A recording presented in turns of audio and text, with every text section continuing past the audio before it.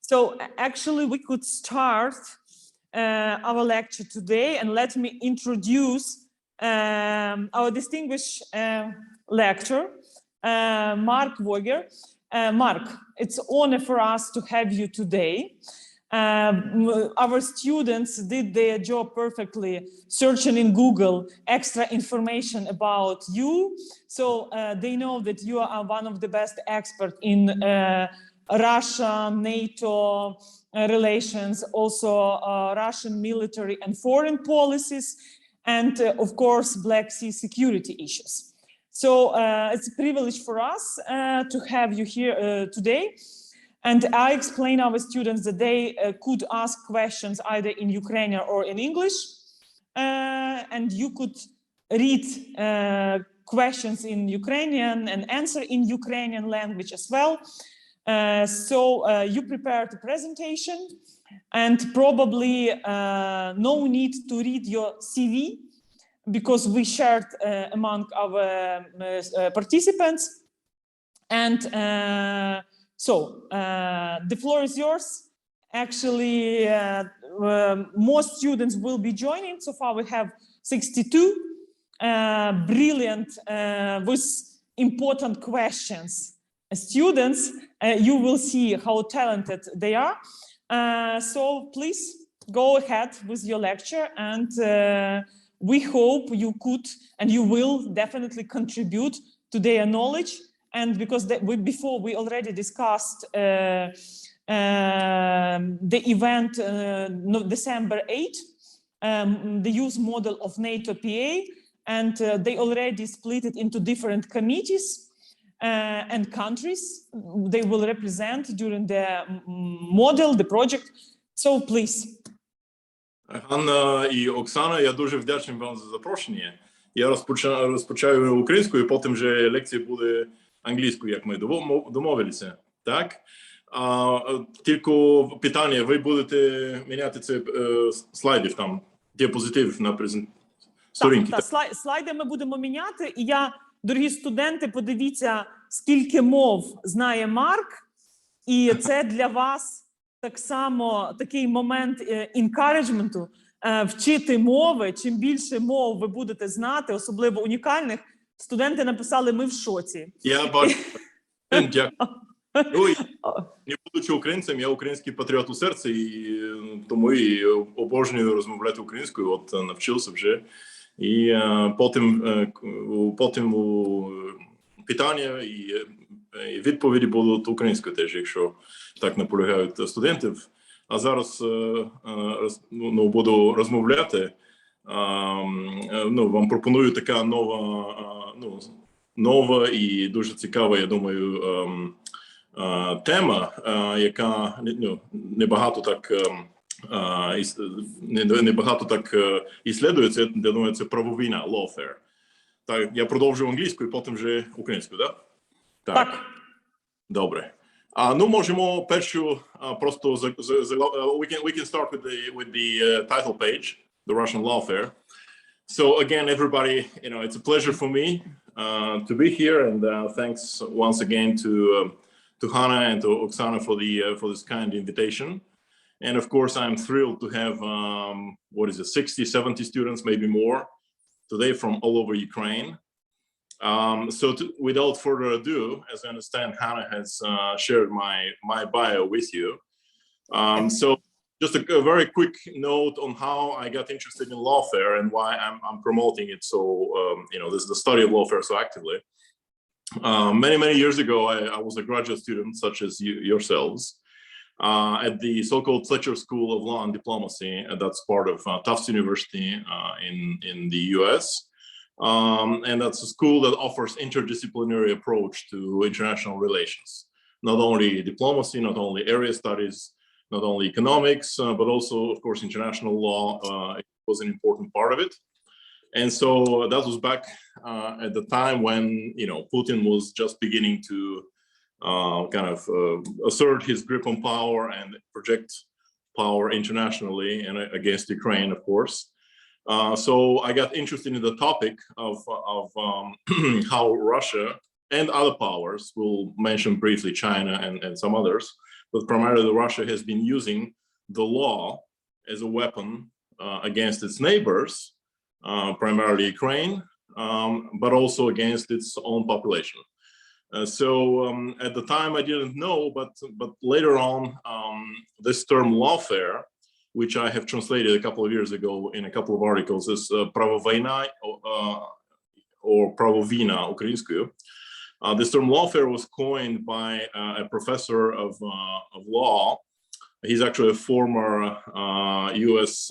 Air Force general, a two-star Major General Charles Dunlap. He's also a military lawyer. We call this Judge Advocate General in the U.S. Army. So he's both a military, an Air Force pilot, a general, and a lawyer. I mean, you can imagine the breadth of his knowledge. He now teaches at Duke University. So he's the person who actually coined the term lawfare around 2007, 2009. So about almost 15 years ago, 10 to 15 years ago. So the term was not very popular initially, and even the way Dunlap kind of designed it or tried to promote it, it was mostly to focus on how the law is used in purely military situations, against the opponent. But later on, when I was working with at NATO with for General Ben Hodges, the former commander of NATO land forces, Landcom, and then U.S. Army Europe, then we started noticing how Russia uses the law in much more much more extensive ways, in much more aggressive, but also very creative, very inventive ways, especially against your country. And so this pushed me in the direction of developing this presentation, which I call, Russian lawfare and the way Russia uses the law as a hybrid warfare weapon against Ukraine. You all know all these dates that I've used: 1654, obviously the Perez-Level Treaty, until 2021, until present times. So Hannah, if we can move to the second one, the graph, that model that I have, the Russian hybrid warfare Hydra. So I met Dunlap about 5 years ago at a conference in Warsaw, and we dealing with lawfare, as a matter of fact. And so he actually has seen this presentation, and he was, he started thinking, in new ways, in a way, after we discussed it. But what I proposed to him is that we should also look at not only the purely military applications of the law, but also how the law is being used as part of this new, new concept of hybrid warfare. Now, obviously, the application, the use of hybrid weapons and tools is not new, and we'll talk about the history of what Russia has been doing. But the theory of it is quite fairly new. Obviously, it started with the hybrid aggression of Ukraine, against Ukraine, on the part of Russia. So, if you look at the model that I have developed, I call it the Hydra. As you all know, the Hydra is a ancient Greek mythological animal, which has many heads, but also tentacles. So these tentacles sort of represent the different tools, the different ways, the different, we call them strands in English, the different domains also in American English, that we can, that Russia actually exploits and uses against Ukraine. As you all see, the political domain, the political leadership, the Kremlin, obviously Putin and his circle, and the Russian elites, the Russian regime, they are central, but then they project power against Ukraine, but also against their own population, against, as a matter of fact, any target nation, whether it's NATO, Western Europe, the US, etc. It's their neighbors. So most of these tools, as you can see, are non-military. You have diplomacy, you have economics, you have energy, even crime, and of course you have elements of military with clandestine operations, special forces, etc., etc. But the problem that I see is that when most people even analysts, when they talk about hybrid warfare, is that they primarily talk about information warfare.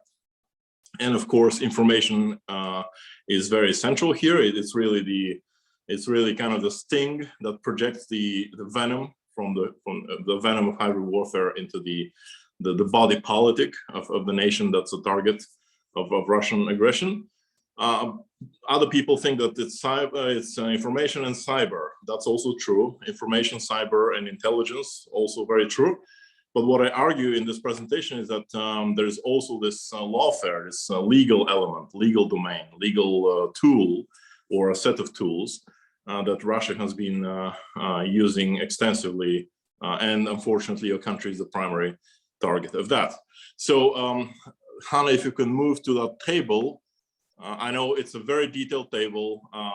The purpose of it is not to, of course, go over it, entirely in details, but this is sort of my contribution to the field of studying lawfare. So what the table actually does is it lays out the various domains of the law, the various areas of the law, and I'm sure you have, we have many students, many of you have studied international law. So as you can see, we have legal theory, international.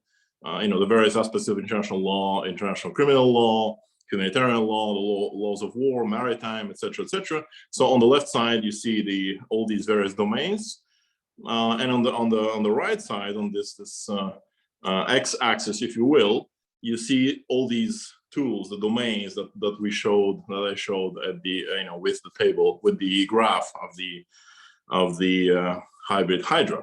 So what I argue is that lawfare is much more complex than people think. Lawfare is not only about lawyers. Lawfare, unfortunately, is all these areas of hybrid warfare intersecting with the areas of the law. So effectively, that means that Russia, the Russian leadership, the Russian diplomacy, has successfully weaponized all these areas of international law and have intersected them with all these domains. So, for example, even domains that look very theoretical and detached from practical use, they're actually quite powerful tools. Now, if you look at, for example, legal theory and politics, somebody could say, well, who cares about legal theory? We're fighting a war. People, bullets are flying, people are dying. Yes, that's true. Unfortunately, a lot of what's happened in Ukraine, against Ukraine, one of the major justifications of Russian aggression is, lies at the really high strategic level, theoretical, legal level, at which the Russian leadership makes the following claim. Yes, Ukraine is a state, but it's not completely a sovereign state because the government was changed, as you know, in 2014, and they claim that it was an illegitimate coup. Obviously, you've heard the propaganda that it was a fascist junta, etc., etc. So their claim is that now Ukraine has lost its sovereignty, and therefore, a country without sovereignty, then the principle that trumps, that is overarching, that is more stronger, let's put it that way, is the principle of ethnic self-determination. In practical terms, the way they framed it is that there is a Crimean Russian nation, right? That's what they claimed. And in the absence of Ukrainian sovereignty, as they claimed, over the territory of Ukraine, therefore the principle of ethnic self-determination must be stronger, must trump the principle of state sovereignty. So this was their argument for taking over Crimea.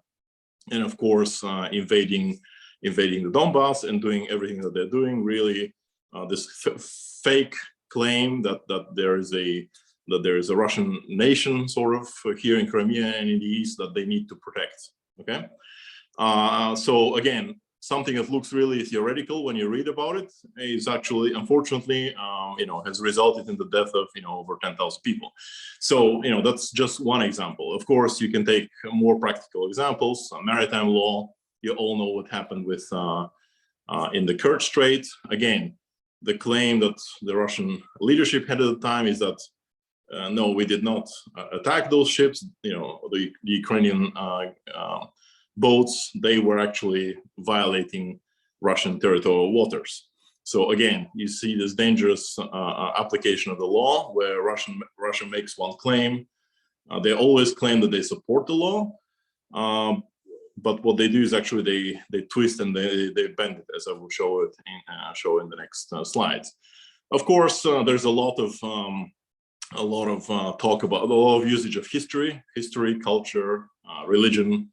I mean, you know all better than I do all the struggles around the independence of the Ukrainian church from Moscow. Of course, this was used also in a legal sense. There were all these legal debates going back to the 16th century. So this all has been weaponized. Again, something that, you know, 10, 15 years ago, we would read only in the books and we would think, oh, this is a curious historical, you know, example. Now it has been weaponized. It's become a part of Russia's hybrid warfare toolkit, unfortunately. So again, the table is interesting, and you know, please take a look at it individually, you know, after the lecture. The reason I created is I'm trying to push people to think about lawfare and expand the knowledge of lawfare. So, you know, you can actually add more, you know, you can add more on the grid there. You can add more pigeonholes, as we call them. You can add more areas of the law, more hybrid tools, and then expand really our understanding of lawfare, of what lawfare is. So, Hannah, can we move to the next one? Russian use of international law. So, you know, I'm not gonna go over in too many details of why Russia is doing what's doing, you know, why the Russian leadership is doing that. I call this hybrid hegemony. It's a way, you know, for Russia to feel like an empire, it has to feel like it's a top player in this former, what they call the former Soviet space, or the neo-abroad. So, but since they cannot achieve this hegemony by open force, you know, obviously, you know, they don't have the Red Army of Joseph Stalin, you know, so they try to do it through hybrid means. So therefore, hybrid hegemony is the tool, and of course, expansionism through those hybrid methods is still on the table. Now, where does the law fit in all of that? As many of you would know, the so-called customary international law, you know, it deals with armed conflict in a more positive sense. It tries to prevent wars. It tries to regulate the right to go to war. You know, this jus ad bellum, jus in bello. You know, the rightful conduct in war.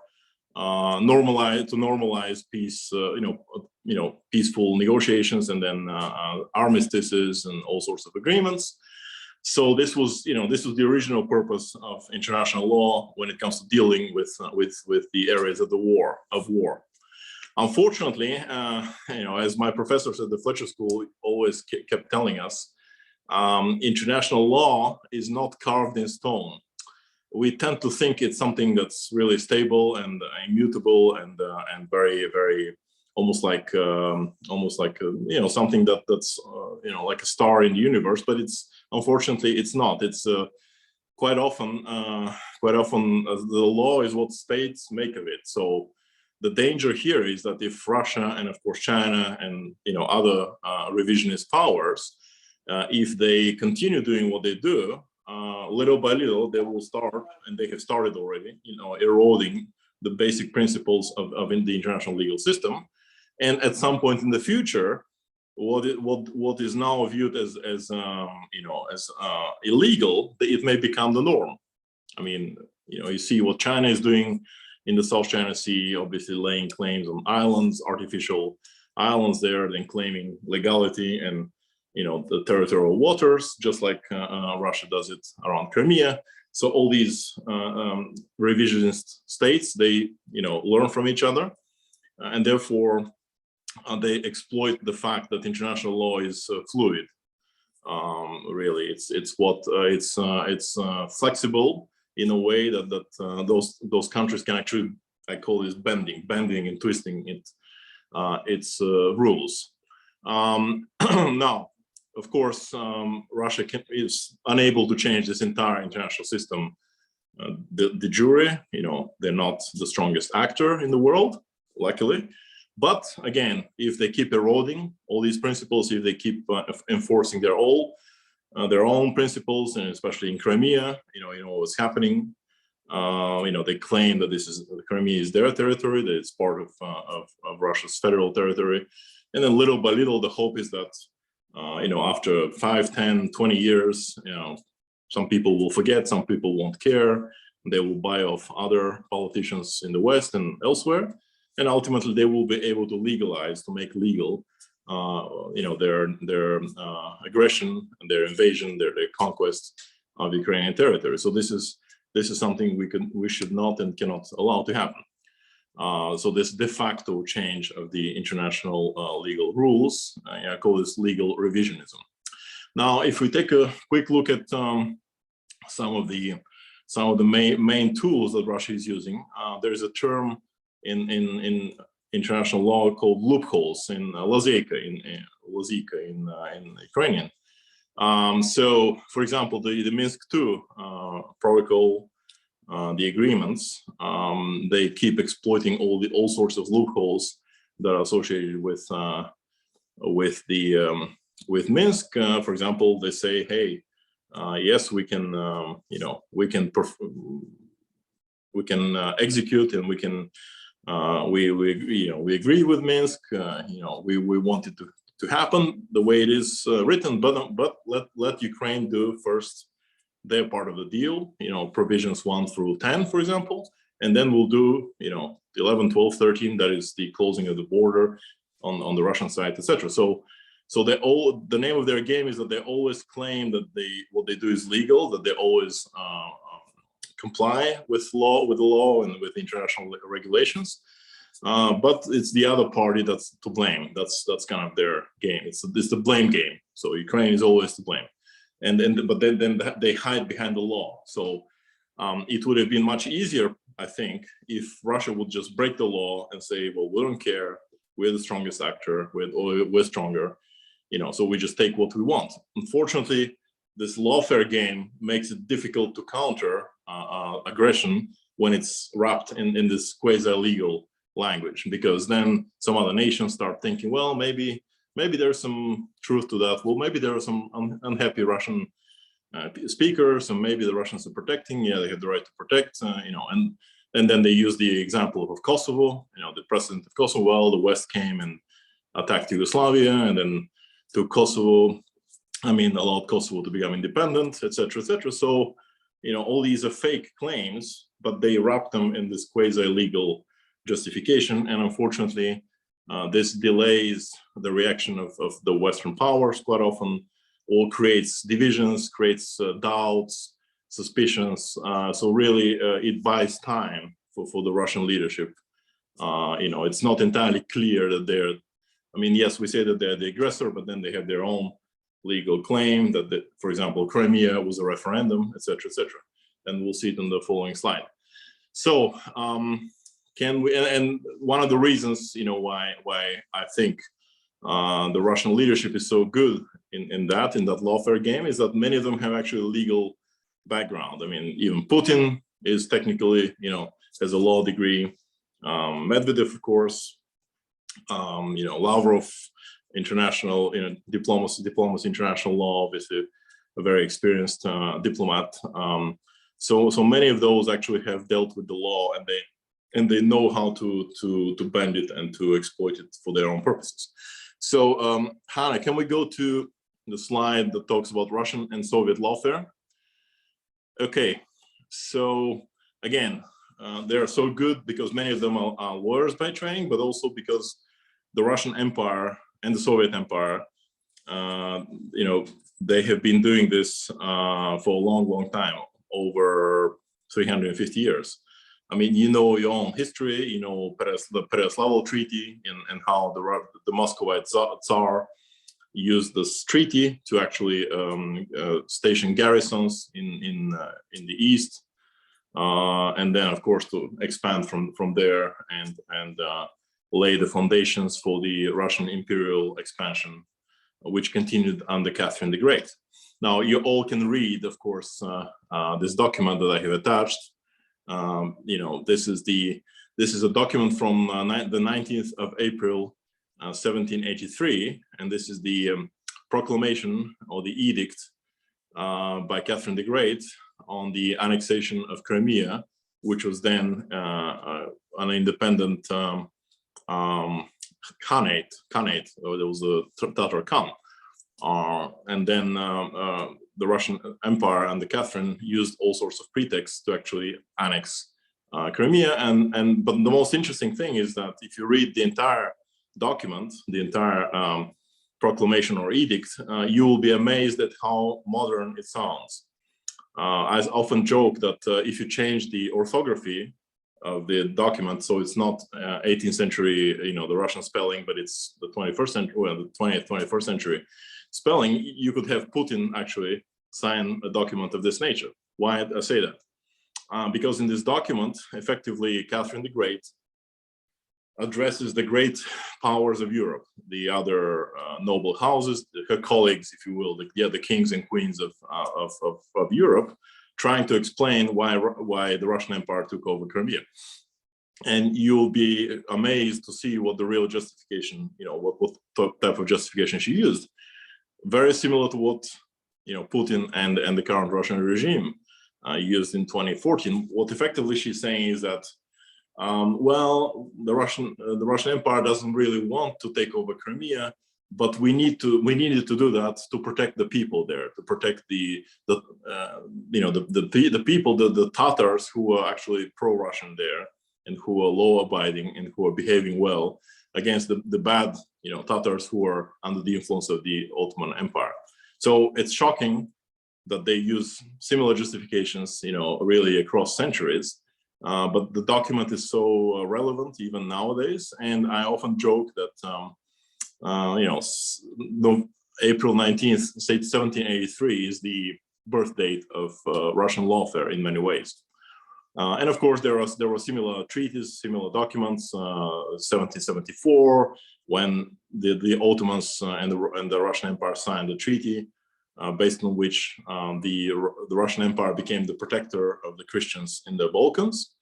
And following that treaty, every time there was a rebellion of Christian nations, say Bulgarians or Serbians, Greeks, etc., in the Balkans, the Russian Empire would intervene and then expand and take more territory, and grow in the process of this. So again, very early on in the 18th century, especially under Catherine, they really the leadership in Moscow realized that international law is a potent tool and it has to be used to justify all sorts of aggressions and then, of course, territorial expansionism.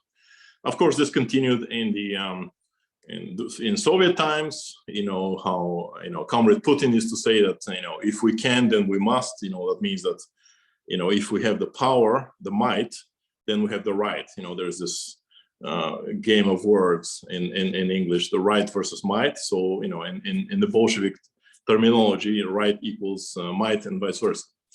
And then the Ribbentrop-Molotov Pact and how they used this against Poland. Again, these were all legal tools. For example, when the Polish ambassador came to Molotov to ask for help, Molotov said, well, yes, but we signed a treaty with the Polish state, and the Polish state doesn't exist anymore, so we cannot perform our treaty obligation. So it sounds like a joke, but they always use the so-called letter of the law, so to bend the rules, the actual rules, to bend to devoid, to extract the meaning out of the law. They always kind of use this letter of the law. They find some text that justifies what they do or what they don't do, and so they're really, really good at that. And it's been like that throughout history for over 3 centuries. Hannah, the next one is Russian creative bending of international law. So bending or twisting of international law, again, is what the Kremlin has been doing, especially against the country. You see on the right side, these examples of either Russian passports, or those fake passports from Donbass, the so-called DPR. So this is what in the West we call passportization. The handing out of passports. So this creates the impression that there are Russian citizens living, for example, in Crimea or in the Donbass or in South Ossetia, etc. So everywhere that Russia wants to intervene, they start handing out passports, and then they can claim that, well, we have citizens there, Russian citizens, we need to send the army to protect them. This is the so-called Medvedev doctrine of 2008. Again, this, it doesn't make those people Russian citizens. That's not how international law works. I mean, I sometimes joke that, China can go to San Francisco and hand out, millions of passports to the Chinese Americans in Chinatown, but it doesn't mean that they can take over, California. But, unfortunately, when Russia does such things in its neighborhood, it works, and it, again, because it's wrapped under this quasi-legal justification, passports, citizens, protection of ethnic minorities, etc. It's much more difficult for the West to respond directly. If it was just an open aggression, just breaking the law, it would have been, I think, much more clear what's happening. So again, the citizenship law, obviously they're expanding the citizenship in order to be able to hand out those passports. Then there's the aspect of borderization, how they change the borders. For example, in Georgia, South Ossetia, the occupied territory, they're really physically moving this fence, that sort of is the border, and then taking over additional villages or lands, etc. So even such instruments that look really simple, they actually work quite well when they're applied by Russia. And kidnappings, of course, show trials. There were cases in Estonia when they kidnapped Estonian security officials, and of course the case of Nadia Savchenko back in 2013. So, and then of course the political prisoners from Crimea and from other parts of Ukraine that are held in Russia. So there are many tools in which they use. Also the case of Pavlo Grib, of course, a couple of years ago, it was also notorious. And then ultimately you have again this strategic level claim of this Nazism, anti-Nazism. They constantly claim, for example, that the Baltic states glorify Nazism because they pay respect to some heroes from Baltic heroes from the Second World War, which the Moscow claims are Nazis or Nazi sympathizers. Again, after the Revolution of Dignity, they claim that your government back in 2014 was a Nazi or fascist junta. So again, they're invoking Nazism because the I believe the UN Charter, if you look at 1945 and the way the UN Charter was designed, it was designed as an anti-fascist, anti-Nazi coalition. And so in a way, they're almost trying to delegitimize, countries like Ukraine, like the Baltics, that have this stronger anti-Kremlin stance and make them look bad in the eyes of the West. So this is, and of course, there are many more examples, but we can talk about this in the Q&A session. And then I think the last slide with maps, Hannah, is the lawfare in the Arctic, the Black and the Azov Seas.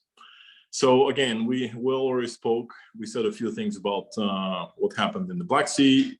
I'm sure you remember that it was 2018, 3 years ago, in this early December, late November. But actually, what Russia did in the Black Sea was actually a projection, if you will, of something that they had started doing a long time ago in the Arctic. And the way they designed their Arctic policy is really a prime example of how they exploit international law to expand their territorial claims. If you look at the map that's in the center, you see right to the left of the Russian flag on the bottom of the Arctic Sea.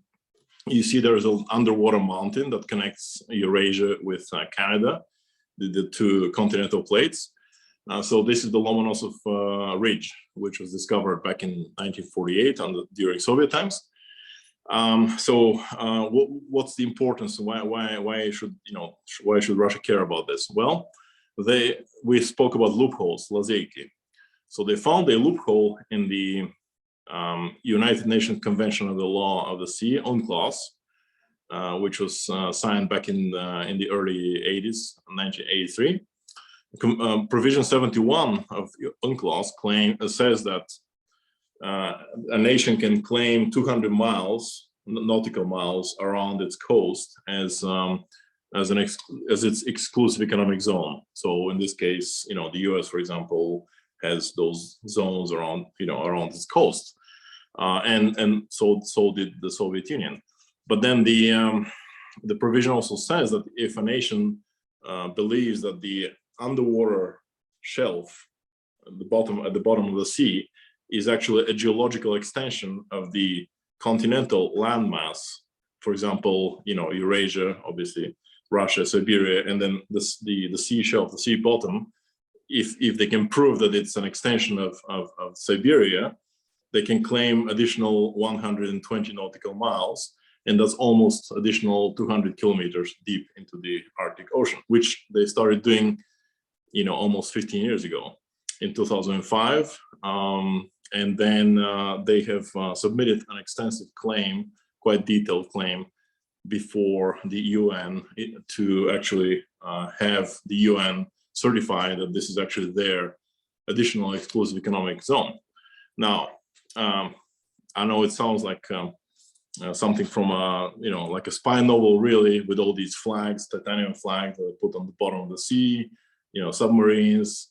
They also send teams of scientists who take samples from the mountain, and they try to prove through the means of chemistry, geology, oceanography, etc., that this is actually their additional exclusive, territory and exclusive zone.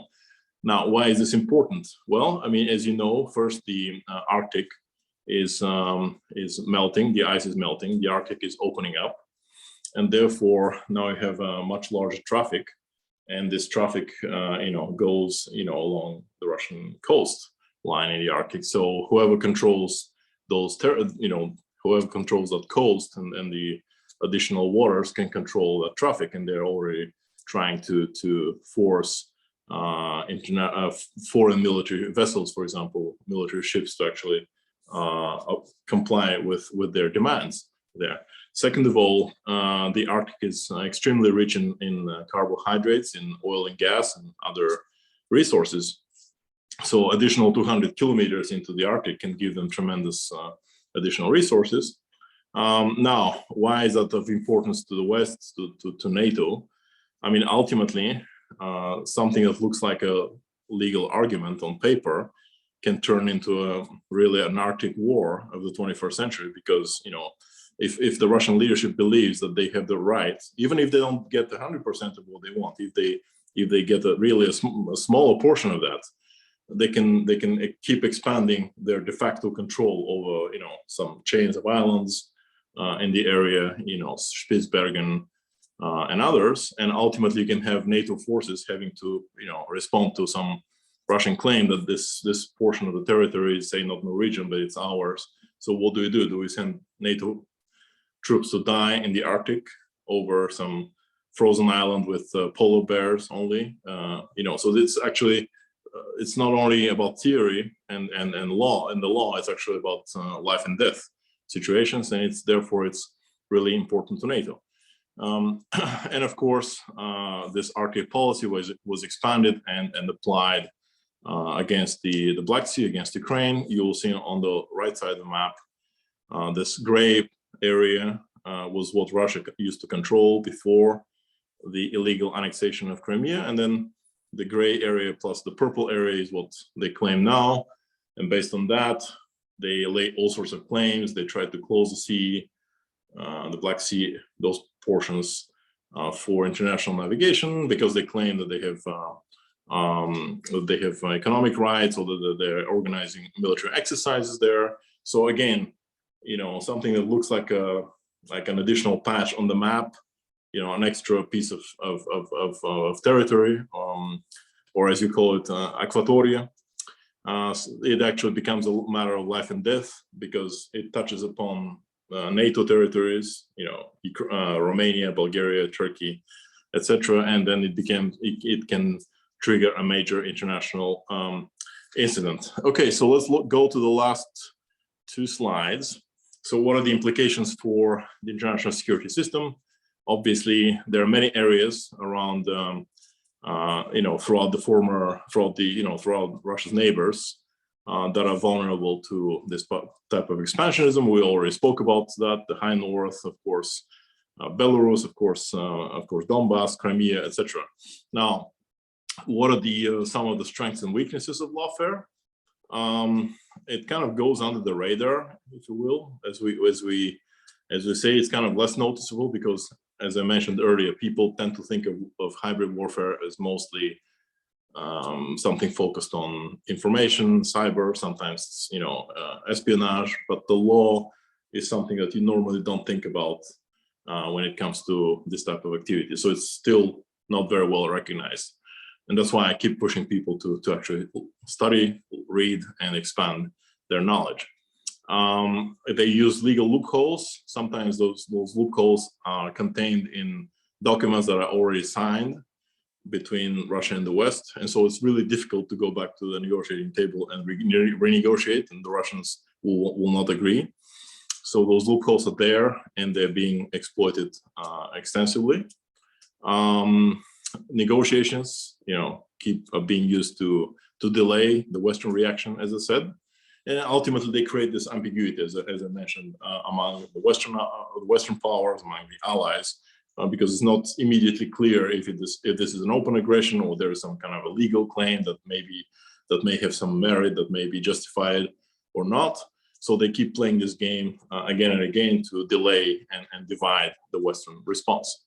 The good thing about it is that lawfare cannot remain secret, because by definition, they have to justify to the world why they're doing what they're doing. So, they have to design some quasi-legal claim and publish it and show it to the, to the media, to the world. And then by doing this, you can actually see which way they're trying to go in terms of their expansionism.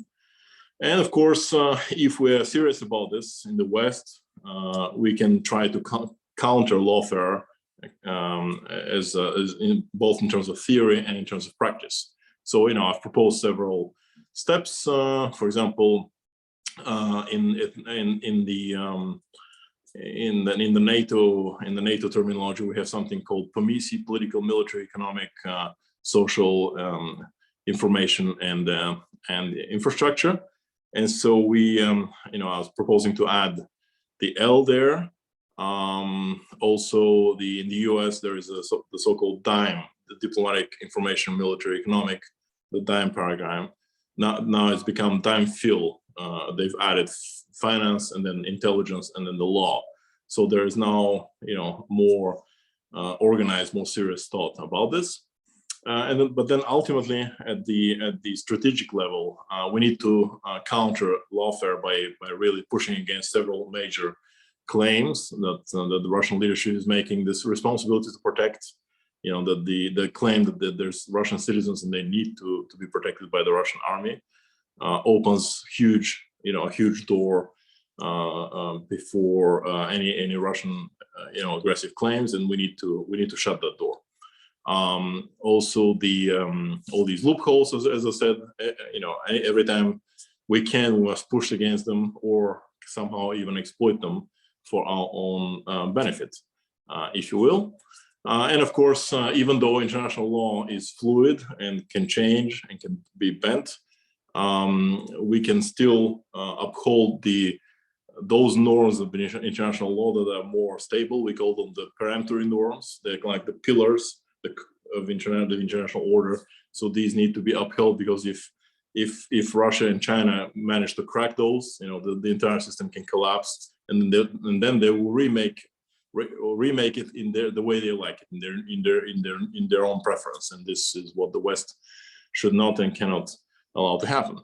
And then the last slide is countering the Russian lawfare the way ahead. One proposal that I had, and I believe, Oksana, you saw this presentation first a couple of years ago in Poland, but I was pushing for NATO to establish a counter lawfare center of excellence.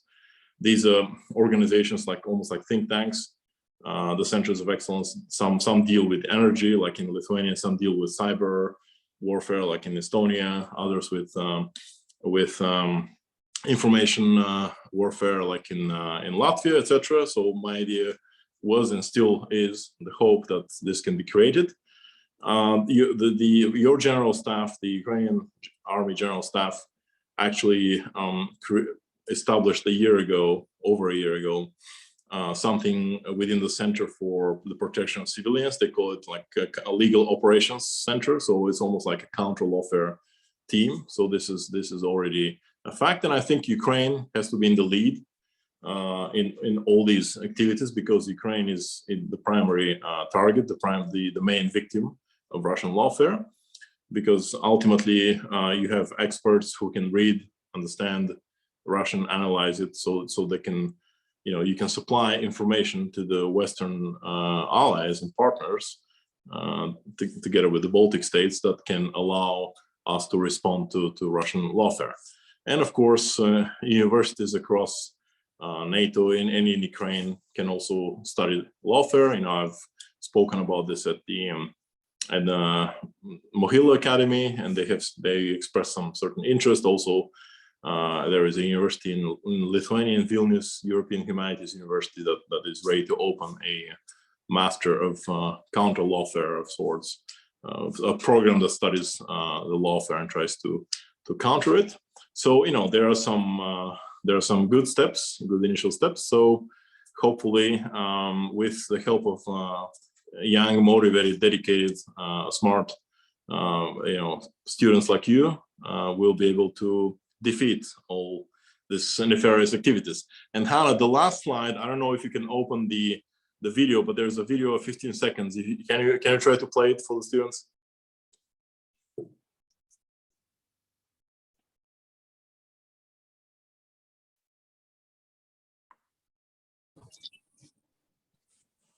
Люсьєн, ти можеш спробувати включити відео? Останній слайд. There is a play right under the, I don't know if they can hear what they're saying. Unfortunately, we can't hear. We can see the screen, but we can't hear. Okay, all right. So it was usually in America we end presentations with a joke. So this is my last joke for the presentation. This is an excerpt from the Star Wars, from the Phantom Menace, in which the Trade Federation is asking the Senator Palpatine if they can start the invasion, and that he tells them to start the invasion, and they say, "Is it legal?" And he says, "I will make it legal." So the reason I put this there is to show that really the name of the game in Moscow's lawfare is making it all look very legal, even when it's not legal. So this is the point that I'm trying to make. And with this, I'm open to all your questions. I think we have about 30 minutes, correct? Марк, ми маємо часу трохи, але питання, як правило, студенти задають довше. Там уже є питання, чи ви можете прочитати ті питання, які є, щоб я їх не озвучувала? Ось, але одне з останніх питань, воно дуже резонує з тим, що зараз відбувається на білорусько-польському кордоні. Ось, і це, безумовно, Путін через Лукашенка намагається перепровірити НАТО. Це не просто атака на Польщу, а це, безумовно, на здатність НАТО реагувати на такий гібридний формат атак. Як ви це оцінюєте? Як НАТО має діяти? Дивіться, я про це говорив у 2015 році, коли Росія розпочала кампанію у Сирії, так? І бомбила такі місцеві самоврядування там, де пекли хліб, там лікарні і так далі. І це зробило таку велику хвилю біженців в напрямку Туреччини і потім в Європі. Я коли написав звіт у НАТО ще 15-му, 2 тижні після розпочатку операції Росії у Сирії, казав, що Росія вже користує біженці як гібридна зброя. І зараз ми бачимо, на жаль, логічний крок такий з боку Лукашенко, який, напевно, з Кремля йому підсказали, що можливо, що це перевірений шлях і можливо користувати біженці як гібридна зброя проти Європи. Звичайно, чому це гібридна? Чому? Бо ми біженці це група людей, яка ми маємо підтримати і так далі. І він користує це як наше європейську зобов'язаність приймати біженці і там піклуватися і так далі, як гібридна зброя. Це дуже, на жаль, логічно. І так важко відповідати. Навіть у Польщі, ви знаєте, є люди, які там ходять по кордону і намагаються пропустити там ці біженці. Це дуже така тема, дуже складна. І це частина гібридної війни Росії і зараз Білорусі проти НАТО і проти Захисту. Добре, студенти, в нас 30 хвилин. Є частина питань уже поставлені. Хто хоче озвучити питання? Піднімайте руки. Марк, could you please read the questions they already asked you? Так, давайте розпочинаємо з англійською. Окей. Перше питання тут я бачу. How can we, by the power of the law, ban all Russian-focused propaganda? Because some Russian, make it government interference. Як заборонити такі російська пропаганда, такі канали,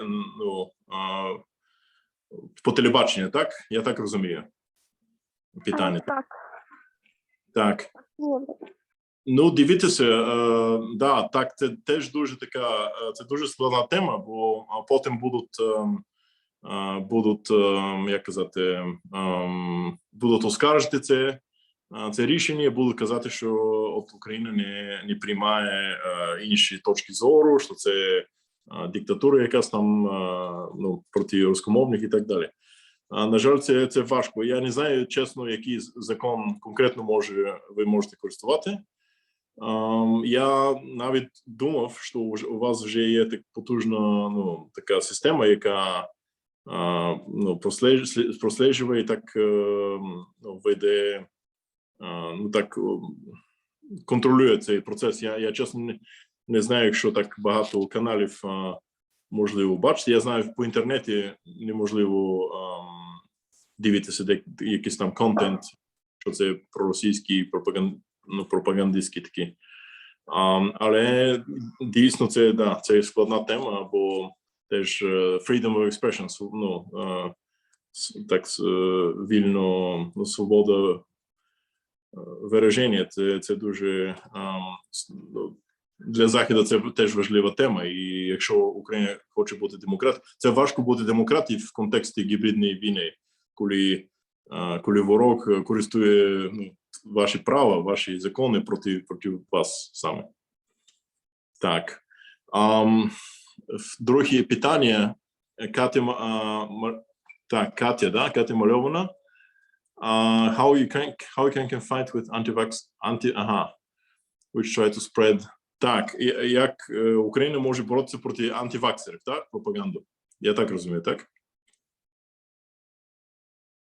Це питання. Студенти, хто ставив це питання? Катя Мальована, так. Катя, можете уточнити, що саме ви мали на увазі? Якщо тоді ще надивимося наступне питання. Будь ласка. Так. Антиваксери – це знову так багато є в Східній Європі, і я знаю, що Росія і Китай так розпочали таку пропаганду. Як боротися? Знову там тут вже контрпропаганда, так, освіта, але знову буде важко. Це знову, як і у проблеми з біженцями, з каналами, телеканалами, телебачення, користуються такі, є елемент правовійни, lawfare, бо в антиваксері кажуть, що це їх конституційні права. Тут вже бачите, як право знову користується як гібридна зброя, що це це розпоширяється пропаганда, яка під формою ну так, права людини. Так що це складно, да. Продовжаємо. Тут iPhone Хана, а тут приклад про війни проти журналістів. My graduation. Так, Андрій Валівко. My graduation work is about hybrid conflicts. Ага, ну потім, да, Андрій, потім можете мені відправити імейл і можемо знайти якісь там істочники, окей? Так, Тетяна Хорпенюк. Can we call the problem of migration? Ну, ми вже так говорили про це. Олександра Андреєва. With the current legal ambiguity surrounding a Russian-Ukrainian hybrid war, what are the pertinent legal instruments Ukraine should use? Да, це чудове питання, так, це чудове питання. Звичайно, розпочинаємо на глобальному рівні, звичайно, Рада безпеки в ООН, ну, на жаль, там Росія і Китай мають право вето. Я думаю, що треба користувати більше Генеральною асамблеєю ООН, там є такі, наскільки я знаю, правові інструменти, щоб боротися проти цього вето, наскільки можливо. International Criminal Court, UNCLOS. Взагалі нам потрібно бути активні і активніше, ніж Росія, ніж Кремля у сфері права війни, коли вони користують всі ці інституції як платформа для розпоширення своєї права війни, ми маємо проаналізувати цього і користувати їх теж для counter, протидії проти гібридної війни і правовини. Нам просто треба бути активними, і тому я завжди кажу, що правовина така важлива, і треба просто, щоб люди розуміли, що правовина це елемент гібридної війни. І коли дипломати будуть боротися на цьому рівні міжнародному, то це теж частина боротьби проти гібридної війни з боку Москви. Ну, це дуже гарно, дуже релевантне таке питання. Так, Яна Мицько. Hybrid war is much more about people, so how can we work with people and more efficiently show how dangerous we're? Save all these people if they're pro-Moscow. Ну, так, знову, проблема пропаганди і права людей, конституційні права людей. Треба зробити така стратегія на національному рівні, щоб боротися проти цю пропаганду, а не припустити, що права людей було там в гіршому стані, ніж раніше, бо Захід постійно говорить про антикорупцію, про права людини і так далі. На жаль, ми часто не розуміємо, що ви знаходитесь в стану реальної війни. Вона гібридна, але вона дуже реальна. І дуже важке реагувати так і одночасно турбуватися про всього. Коли у Україні є, у вашій країні є люди, які такі настроєні про московські. Але це складне питання, складна відповідь і дуже комплексна. Тому я показав ці там таблиці і так далі, що нема такої відповідь, які silver bullet, срібна куля, нема у гібридній війні і у правовій. Треба на найвищому рівні та найнижчому працювати і бути дуже активними і розробляти такі комплексні складні стратегії, про що ви протидієте. Так, can we say that in the last years sharp power, or you mean hard power, has become the main tool of Russian hybrid aggression? Юлія Вайда, ви маєте на увазі hard power, твердо? Ні, іменно sharp power. Тому що вони вже трохи відійшли від hard power, але ще не дійшли до soft power. І вони знаходяться якраз в ось такому sharp power. Ну, вам треба написати статтю про sharp power, бо є книга, ви знаєте, soft power, це мій колишній професор у Гарварді, звичайно, написав. Hard Power, потім він написав, Джозеф Най, потім написав про Smart Power. А я перший раз слухаю про Sharp Power, але вам потрібно дійсно так, зробити так популяризацію цього терміна. Sharp Power. Ну, відповісти серйозно, дивіться, так, є такі, дивіться, в стратегії гібридної війни, там доктрина Герасимова, яка каже, то модель Герасимова, там є соотношення 4 к 1, там не військові 4 і 1 елемент військовий у гібридній війні, але вони можуть мінятися. Тобто це соотношення може мінятися, і в різні етапи гібридної війни можуть користувати більше hard power, більше soft power, це дуже логічно. І можемо казати, що якщо, наприклад, hard power не працює, там військові елементи, то будуть більше дипломатичні, не військові, і навпаки, якщо потрібні більше військові, наприклад, раніше була така загроза на кордонах України, зараз теж західні аналітики говорять про збільшення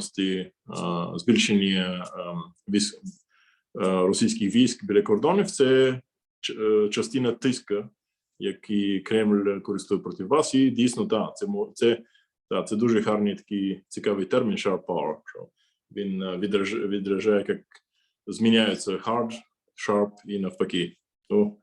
Вітаю, так поздравляю, що так гарно придумали цей термін. Юлія. Дякую. Насправді це термін американських науковців. Я просто якраз по їхніх книжках пишу статтю. І вони Росію і Китай відносять до тих країн, які у своїй зовнішньополітичній діяльності все-таки використовують sharp power, і яка вона все-таки базується на маніпуляціях, як ви сказали, тому вони вже досить давно це досліджують. А хто це науковець? Зараз я вам скажу точно, в мене тут відкрита стаття є.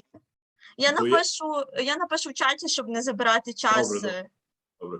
Я вчився у Джозефа Ная, він був моїм професором у Гарварді, у Кеннеді School, але він придумав цей soft power і потім smart power. А от зараз бачу, що є і sharp power. Зараз я напишу в чаті, хто це набігав. Так. Василь Дубинчин, це Лукашенко і криза. Ми вже обговорили це. How can we resist hybrid warfare? Ірина Батура, так? Як казав, це дуже це складне питання, складний проблем, і на багато рівнів треба відповідь дати на багато рівнів. Це нема така срібля куля, як казав. Нема такого одного рішення, яке буде, як у фільмах голлівудських, там вирубили голову дракона і вже все, там, і перстень, володар перстенів, перстень впав в вулкан, і все, зло вже победили. Такого нема, на жаль, у реальному світі. І треба боротися постійно і бути активними на багатьох рівнях. Так, Марія Семенчук, так. Певні держави намагаються нав'язати свою волю іншим через ресурси, енергії, газу, питної води та різного роду атаки. Як боротися з такими елементами прихованого економічного тиску? Зараз це, наприклад, скажімо, кібератаки вже це ясно. Там багато років вже Росія користує це навіть проти НАТО, країн НАТО, Естонія, зараз Америка, проти Америки багато користували цю стратегію і ці методи. Так, бо і кібервійна вже не така, не секрет, не яка там таємниця, і всі знають, що це московський елемент хіберної війни з боку Москви.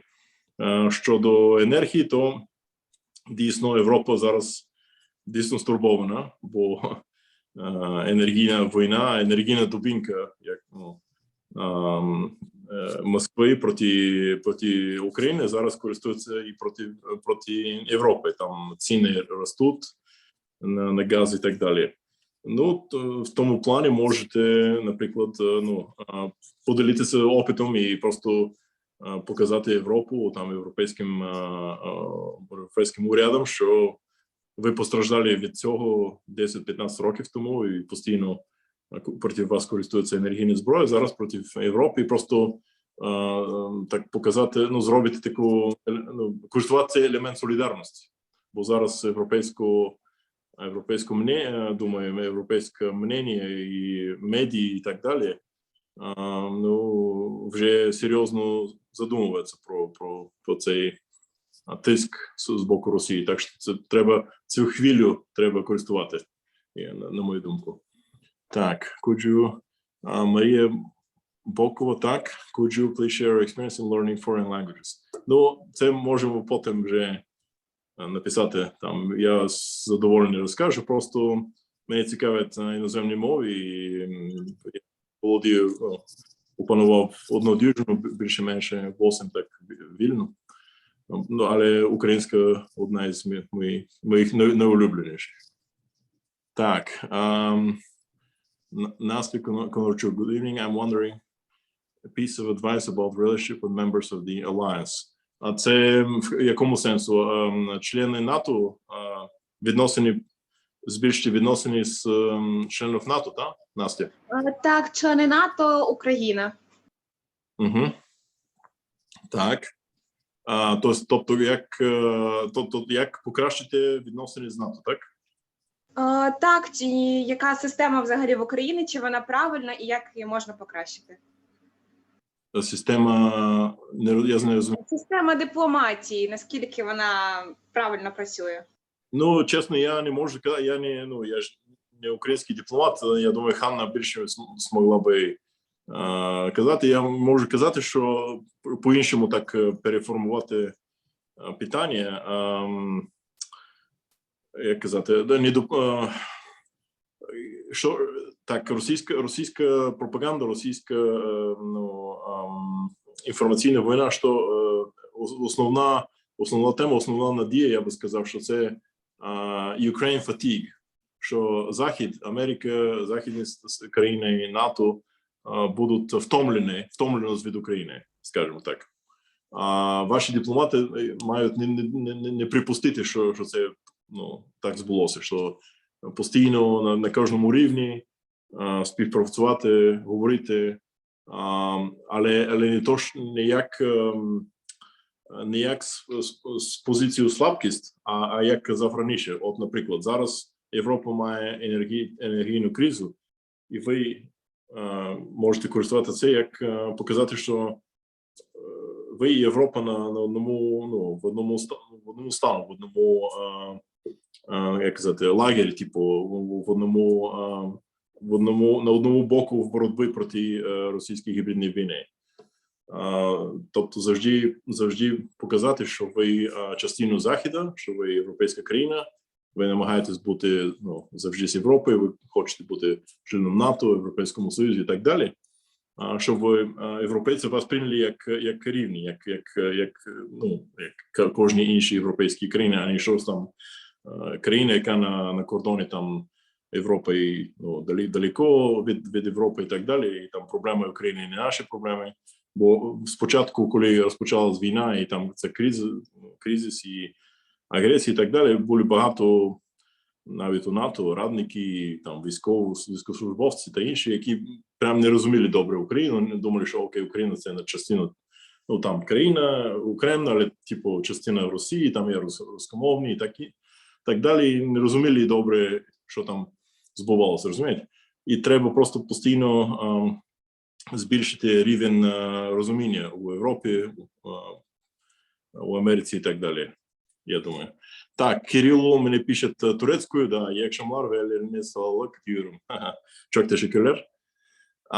Так, opinion if Russia will start open war with NATO, the war will not happen.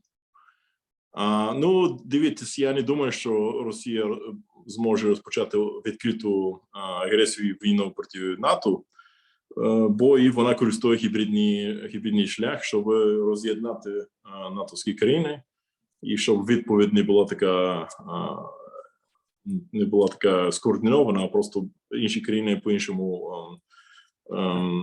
по-іншому поводились. Я не думаю, що Росія переможе в цьому плані, але вони намагаються, от інформаційна війна, правова війна, це інші інструменти і шляхи, які вона користує. Так, Донбас і Крим.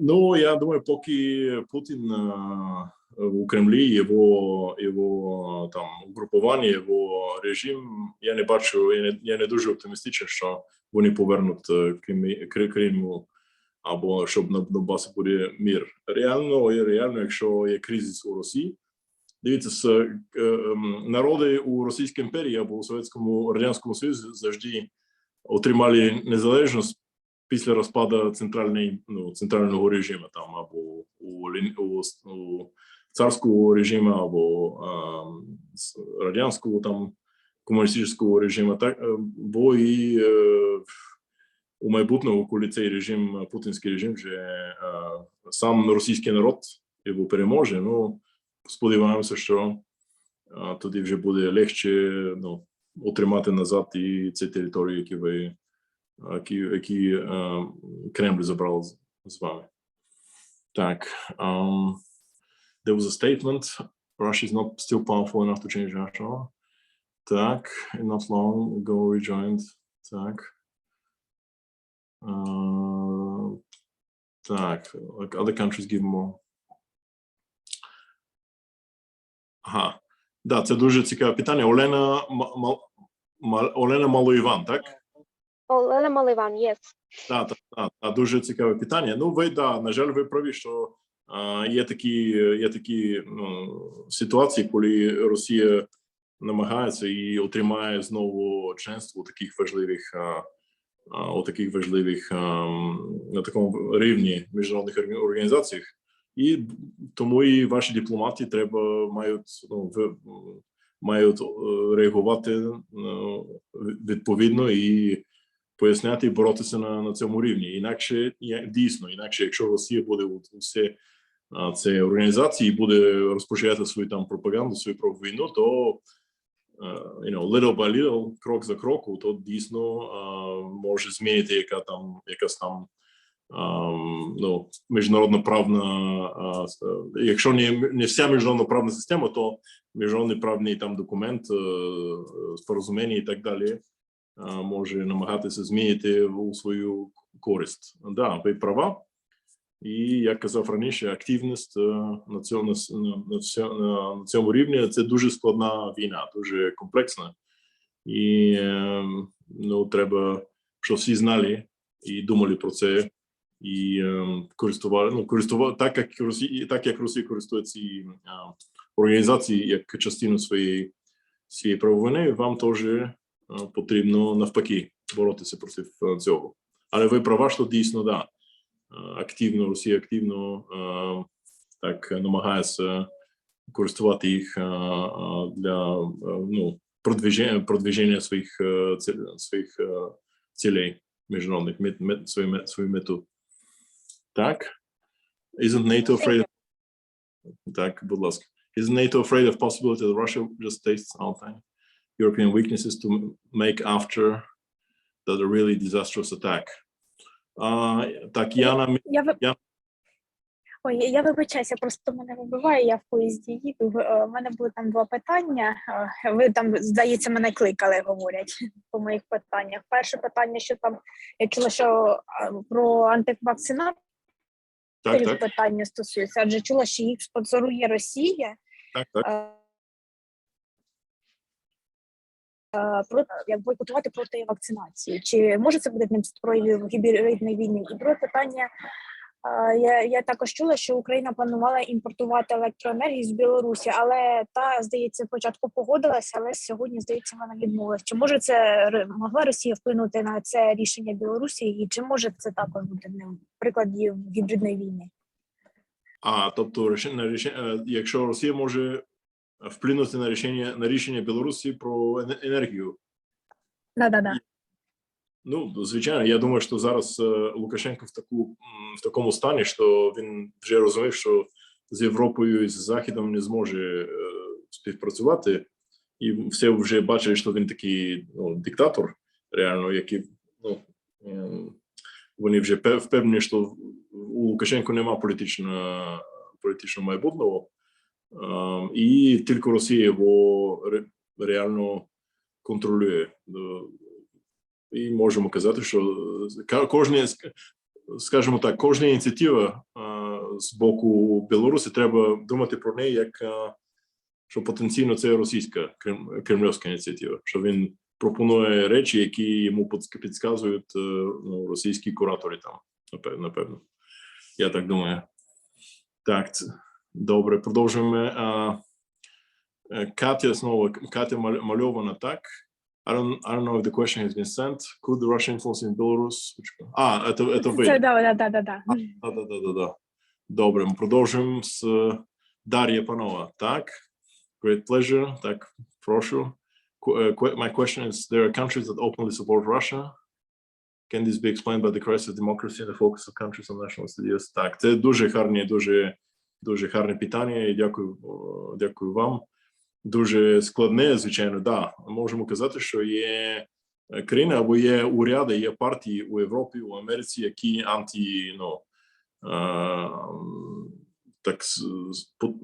які розпочають потужні такі націоналістичні ідеї, і вони антиіммігрантські, звичайно, і вони проти панєвропейського консенсусу.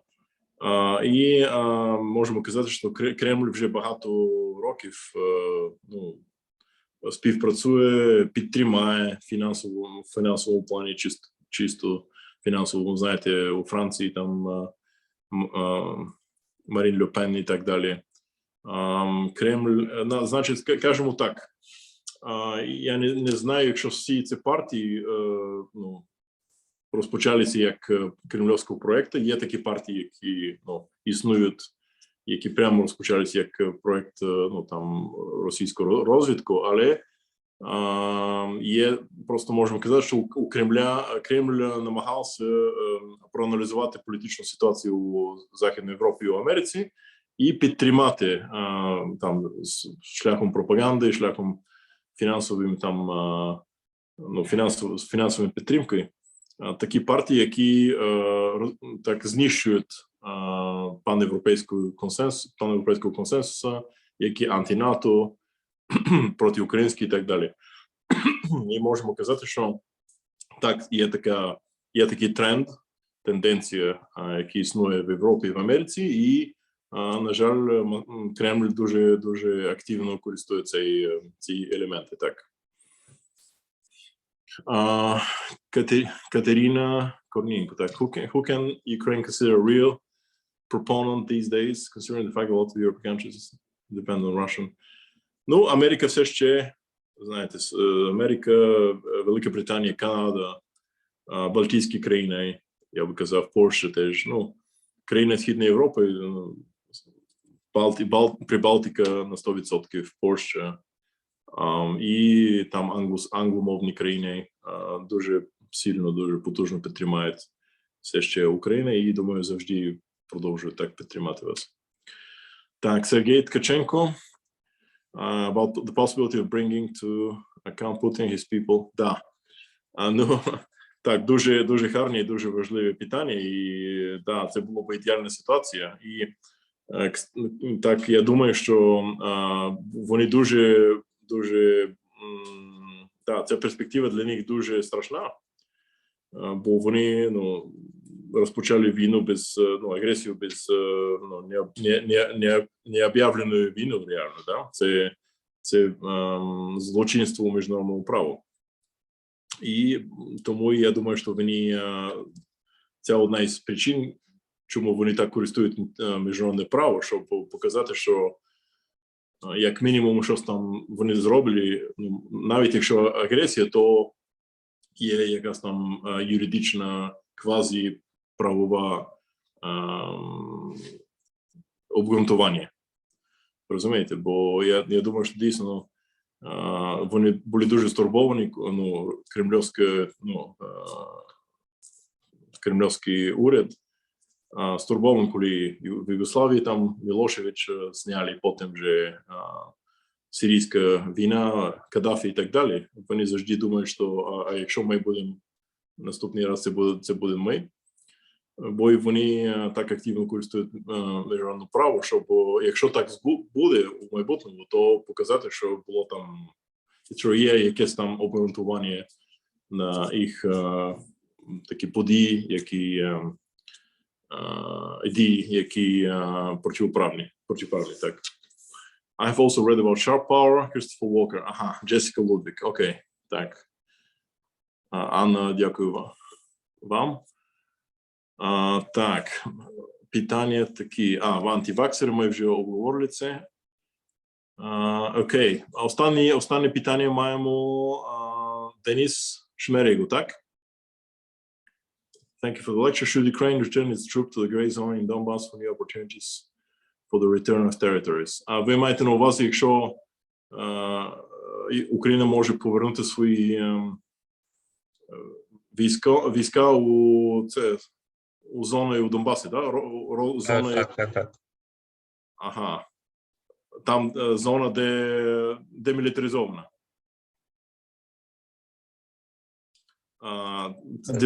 Так, серйозно. У демілітаризовану зону повернути українські війська, так? Так. Ага. Да, ну реально це українська територія. Я думаю, що вам потрібно в правному плані Донбас і все це українська територія. Вам це, на жаль, що Мінськ приймається західними країнами як якийсь там обов'язковий правовий документ, і таким чином обмежує суверенітет України реально. Я вже неофіційно, я особистий там фахівець, я вже неофіційне лицо, і можу казати, що для мене Мінськ завжди був така гірша, одна з найгірших документів. Я знаю, чому він підписався і як там ситуація, але це ваша територія. Якщо до мене, то я б повернув. Але, на жаль, якщо ваш уряд так зробите, то знову будуть вас звинувати там з боку Кремля, що це провокує провокації і так далі, і буде тиск з боку, напевно, і Німеччини, і інші країни, щоб не провокувати Росії. Скажімо так, з військової точки зору, так, це має сенсу, а з політичному це буде складно, я думаю, буде складно так з точки зору тиска із Москви і з Заходу зробити це, якщо Мінськ все ще активний, такі, якщо Захід думає про Мінськ як активний такий реальний правовий документ, і якщо західні лідери постійно кажуть, що він не має альтернативи. Бо і суд правової війни, щоб підписати з Росією домовленість, і потім ця домовленість висить у вас на шею, як камінь реально.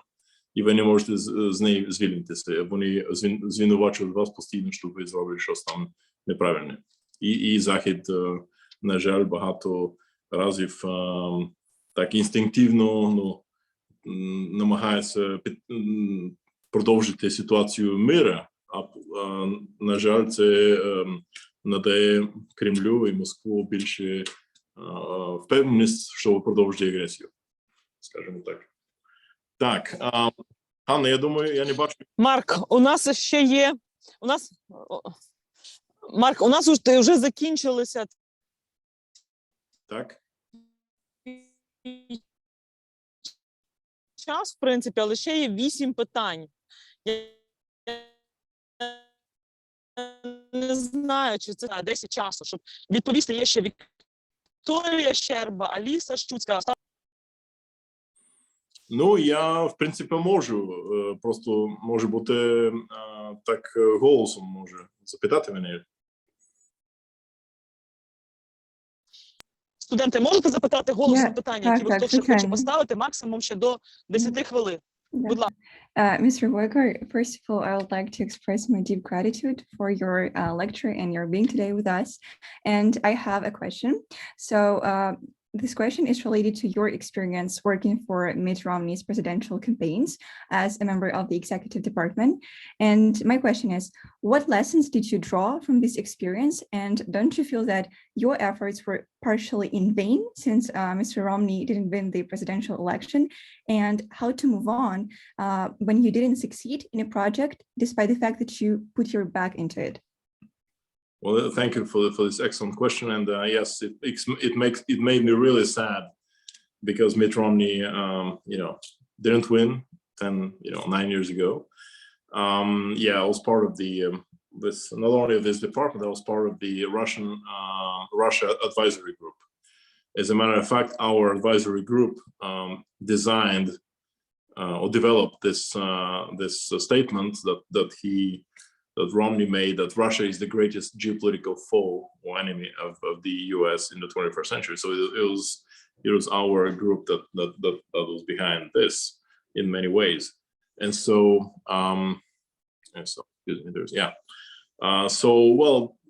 whether my efforts were in vain, we learned a lot.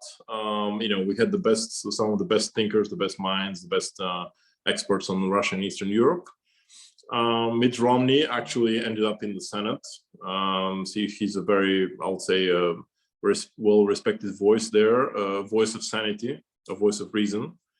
I would love to see him, one day again run for president. I don't know if this will happen, but he's definitely one of the few Republicans who resisted the Trump, the pro-Trump forces within the Republican Party. So I would say he's one of the last, true Republicans, classical Republicans of the Reagan type Republican, as we call them. So I'm proud to have worked with him, and hopefully in the future, maybe one day he will have another chance. But this is an excellent question. Thank you very much. Thank you for the answer. And it will be a much better for your country, for Ukraine, of course, and for anybody. Next. Okay. I also have a question. Thank you, Mr. Mark, for a comprehensive lecture. Next question. Who is ready? I'm ready. Please go ahead with your question. Okay, so Mr. Mark, thank you a million for your comprehensive lecture. So I have 2 questions. First of them, since the moment I became a student, it was 2 years ago, I'm proactively discovering an important issue, the image of Ukraine in the German lingua cultural dimension. So what does Ukraine of Americas imagine? Let me. So you ask me, what is the image of Ukraine in America? In America, yeah. How Americans perceive Ukraine? Yeah. Look, I think it's very positive. First of all, there is the element of the Ukrainian immigration to America, right? It goes back, many decades. There were Ukrainian immigrants from, of its pre-Tsarist times, from Soviet times, and modern times. I think most of these immigrants have done amazingly well in America. Yeah, there are actors. I mean, if you think of Mila Jovovich, all these actresses that play in Hollywood, everybody knows that they're Ukrainian or of Ukrainian descent. Then you have also in the art. Andy Warhol, as far as I know, also has some elements, from Western Ukraine. So culturally, there's an excellent perception of Ukraine. Politically, there's a lot of sympathy because of what happened, because obviously of everything that happened over the last 100 years, the Holodomor, the Soviet Union, the suffering, the war. And then the Russian aggression. So again, excellent cultural impressions of the Ukrainian artists who are in the West. real sympathy for the suffering and of the Ukrainian people. Also admiration for the heroism of the Ukrainian nation in the face of Russian aggression. So all in all, I think the image of Ukraine is very positive. Probably, I would say, 100% positive in my opinion. Also, this is true about Canada. Obviously, in Canada, you probably have even more Ukrainian immigrants. You have ministers in Canada who are of Ukrainian descent. So again, so this ties to the question of which countries can support Ukraine or will support. I think the U.S., Canada, the UK, etc. So yeah, I would say only excellent thing. I mean, I cannot think of anything negative that Americans can share against your country. So I'm positive. Yeah. May I Thank ask you. my second question? No. Maybe please next I have students. a Yes. question. May I ask it? Yeah, please. Please, Yana. I've heard that Edward Lucas noticed on the Times that Moscow has been tightening its grip on critics, neighbors, and the European gas market. He recalled a few accidents which happened during the last 2 weeks. It was believed, if we believe to Lucas' words, the main Russia weapon, gas manipulations with Europe. So what Europe is going to do with that?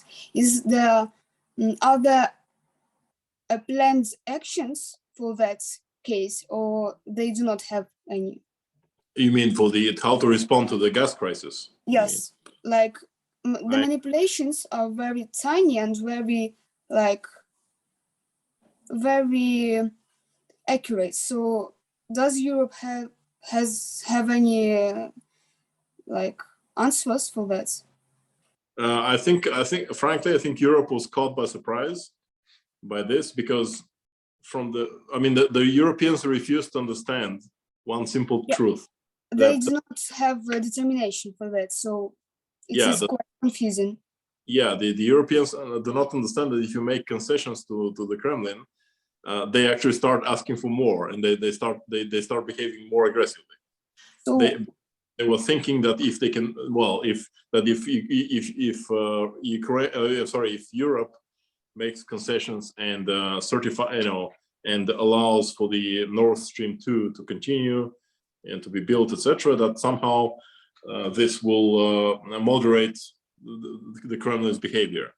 I mean, you know that there is this theory in international relations, the Economic Interdependence theory. Actually, Joseph Nye, the creator of the soft power concept, was one of the main proponents in 1974. So the idea, the Germans naively believe that they can really get tied to Moscow in terms of energy. Well, will it not be too late when they realize that something has happened to them? So when Russia really, I think we've reached that moment when they realize. It will be too late, no, to realize that something has happened. Well, we've been, America has been trying to tell them, and you have been. Even when in time of Soviet Union, it was really hard to explain to Europe what happens, really. It's all because if you look at the German mentality, but also across the mentality across Europe, Europe is terrified at the idea of war because of the Second World War, and nobody wants the destruction. And unfortunately, also, the Germans seem to think of the war as Russia was the main victim of the war. It was Ukraine and Belarus that were the main victims of the German invasion. But for some reason, the Russian propaganda has succeeded in convincing the German mentality that Russia was the main, victim, the main target of the German aggression, and so they feel guilty before Russia. They should feel guilty before Ukraine and Belarus. In reality, unfortunately, it's not the case, and so the Russian propaganda has been using this extensively. So it's a mixture of guilt, it's a mixture of greed, a mixture of naivete, a mixture of corruption, a lot of corruption, of course, a lot of money coming from through the Russian energy companies. Ultimately, you have this crisis now. Hopefully, somebody in Europe will wake up ultimately. But thank you for the question. Thank you. So energy issue is very important. It's a part of national security, but we have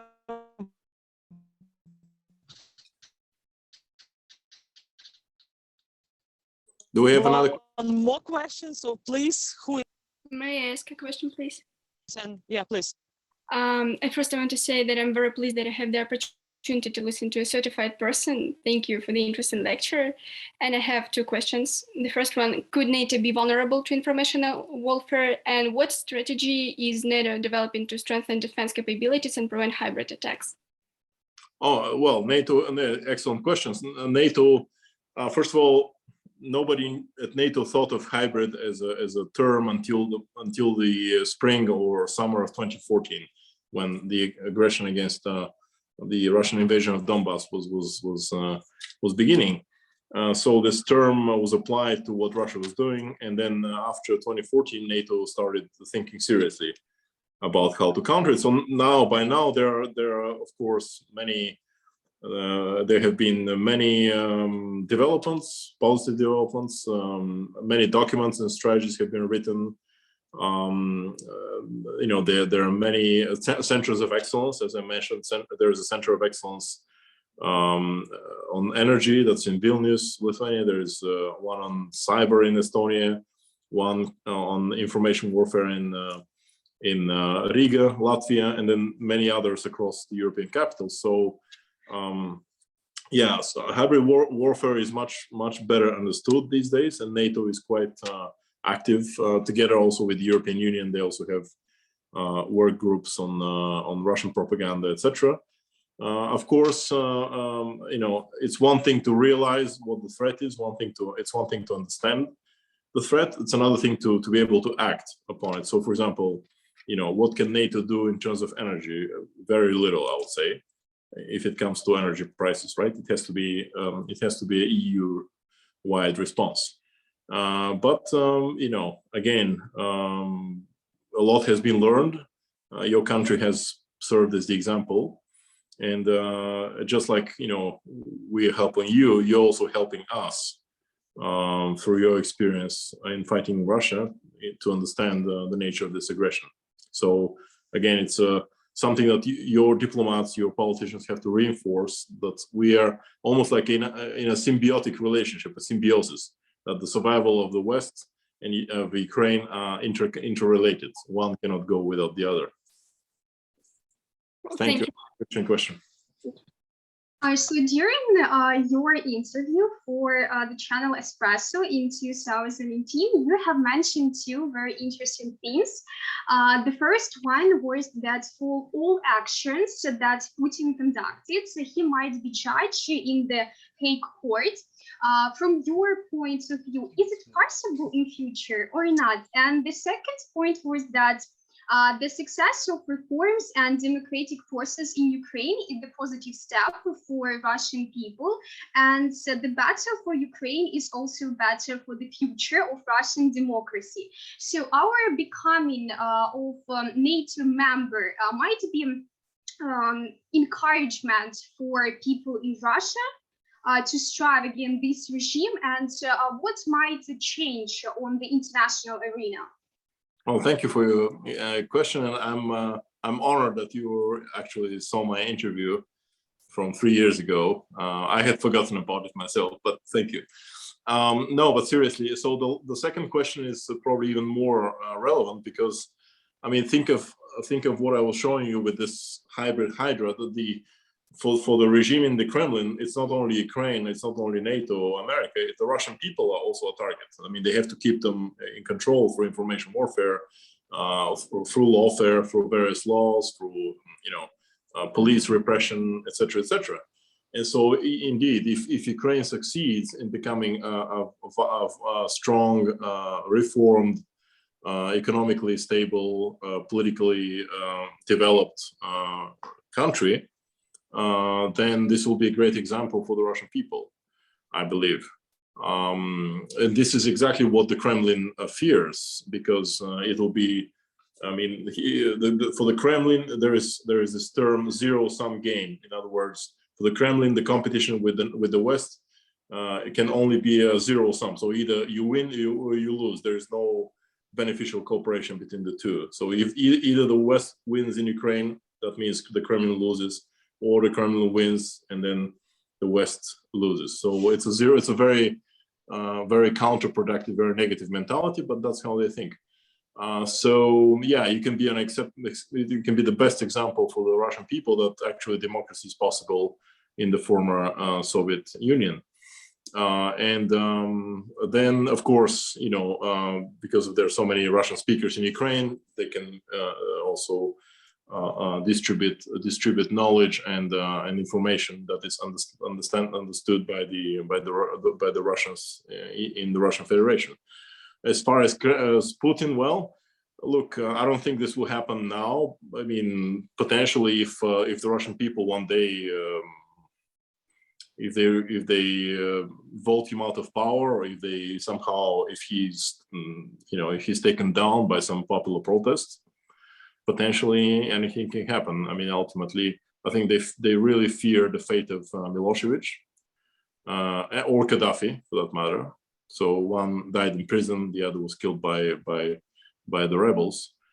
So this in their mind, this just justifies all the measures, you know, that they take against their own people to keep them from taking the power from the hands of the Kremlin. Yeah, but yeah, this is really something that they are seriously concerned about. And again, I'm not saying that this will happen overnight, but this is something that's in the back of their head. So, and why is that important? Because again, we have a term in the political science literature: perceptions become reality. And so, in international affairs, воспринятие становится реальностями. So even if it's not real immediately, if the object actually thinks that it may become real, then they act as if it is real, or as if it will become real. So this is the reason they invaded your country, because they wanted to prevent you from becoming a normal, full-fledged member of NATO and the European Union. I don't think they'll succeed, but they're trying through hybrid methods. And thanks for the question. Good evening. Thank you very much for such an inspirational speech. We are glad to have you today, and thank you for staying such a long with us. But I have a question. 4 hours, I really enjoy it. What do Ukrainian youth need to do to resist a hybrid war? What should just regular students, regular young people do to decrease this bad influence or influences and yeah, thank you very much. Well, think about it. You're all young, energetic, talented, educated. You speak English. Not every person in Ukraine, for example, understands English, right? And so, unfortunately, many, as you mentioned, many or your colleagues mentioned, many people are under the Moscow propaganda influence. So you can, you can do many things at the personal level. When you talk with your friends, relatives, etc. But you can also become part of a think tank of some organization to distribute, the information about the West, about what the Ukrainian government is trying to do, to use information coming from the West to actually show that for example, on vaccines, on energy, all these issues about everything that we discussed about hybrid warfare, you are like the bridge. The young people of Ukraine who are pro-Western, who are English speakers, you're like the bridge between the past of your country and the future of your country. And so you have tremendous opportunities to promote all these ideas, and really the future of your country depends on you. Thank you. One more. I just want to mention I took part on exchange program with United States. And okay. Does it make any sense to make some exchanges programs between Western and Eastern Ukraine? Probably it could make a good result. What do you think about it? Well, so do you mean send people from Donbass to Lviv and yes. from Lichina to the east? That's a good idea. Yeah, why don't you? Yeah, you should start you should present this project as a think tank and maybe get some funding, and then bring people from two regions, or maybe they can meet in Kiev and discuss their problems, their perceptions of each other. Yeah, that's a great idea. This is actually what our project is doing, bringing students from different regions, discussing Euro-Atlantic perspective of Ukraine. So, the more projects we have, the better. So next question, please. Okay, good evening. Thank you for interesting lecture. As a person who moved from Crimea, I'm concerned about the self-occupation because life under sanctions and with fake documents is hard. In your opinion, what actions should Ukraine take to return the territory?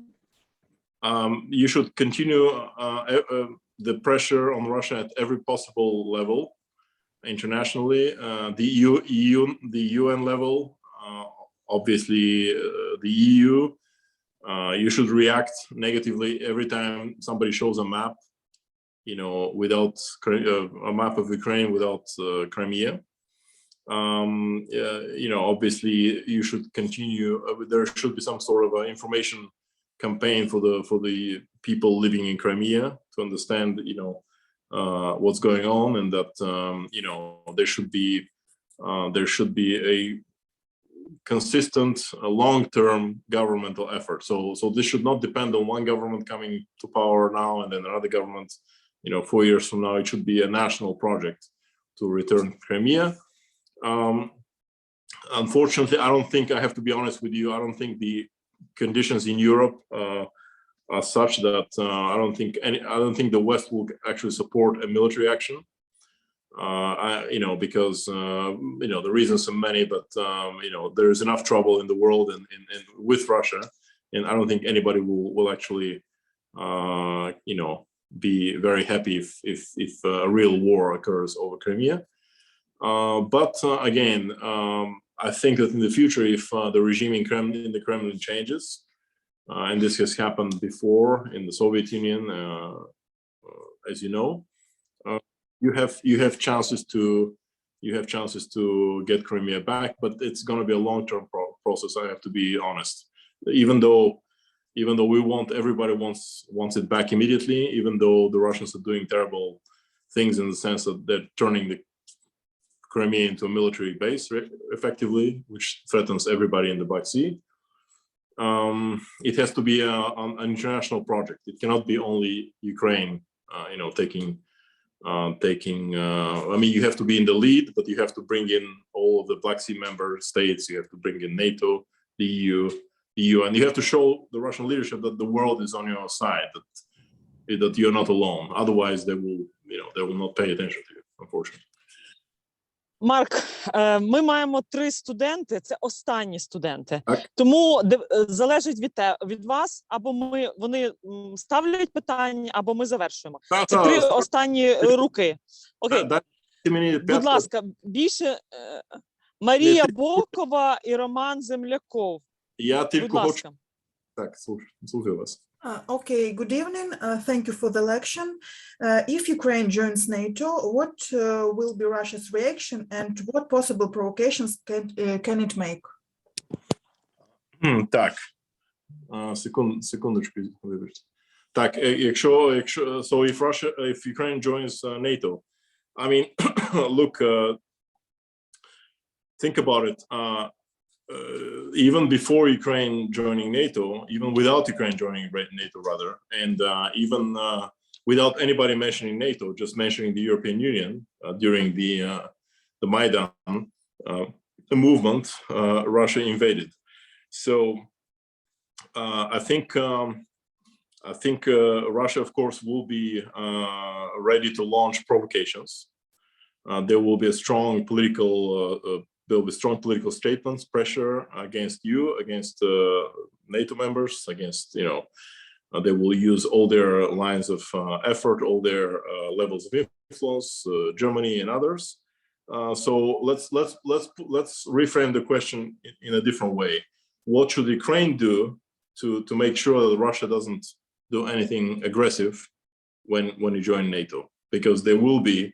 For sure, there will be at least military provocations and many other aggressive and hybrid acts. So you should before joining the alliance, you should your government, your analytical centers, your think tanks, your universities, your experts should think of what Russia could do, and then you should try to preempt. You should try to proactively counter all these actions before they happen. So let's put it that way.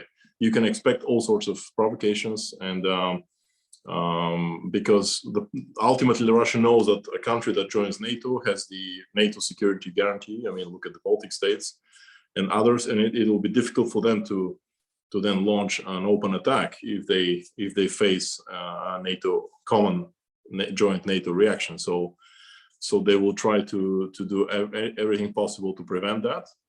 And you have to be ready at all sorts of levels. Again, this is a very, very complex issue, and you should work at all possible levels with all possible actors to figure out what they could be doing and to prevent it. So to have gender balance, let's give a floor to Roman. Okay. Good evening, Mr. Mark. As we know, you have an experience of work in Iraq and Afghanistan. My question concerns of reasons that led to the current situation in Afghanistan. As we know, only a few are familiar with the history of Afghanistan.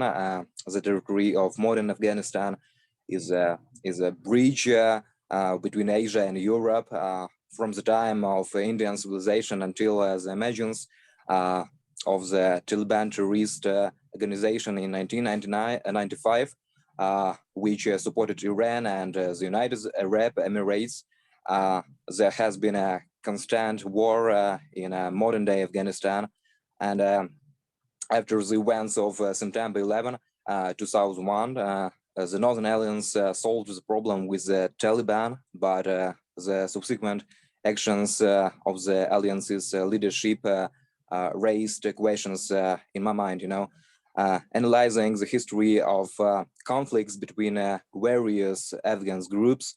As we know, there have been more than 100 throughout the country's history.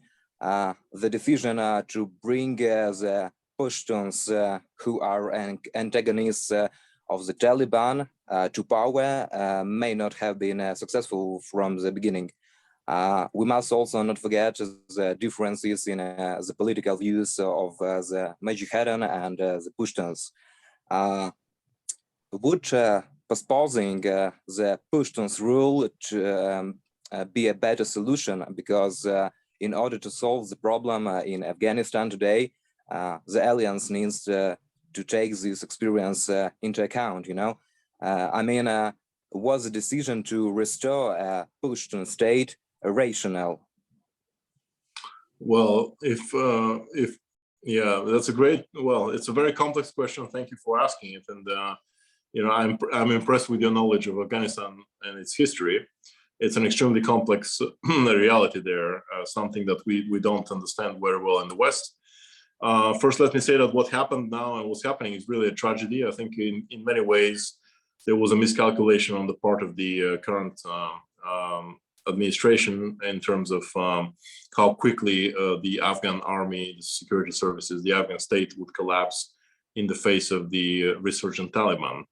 Now, when it comes to creating a Pashtun state, well, think about it. Most of the Pashtuns actually live not in Afghanistan, but on the Pakistan side.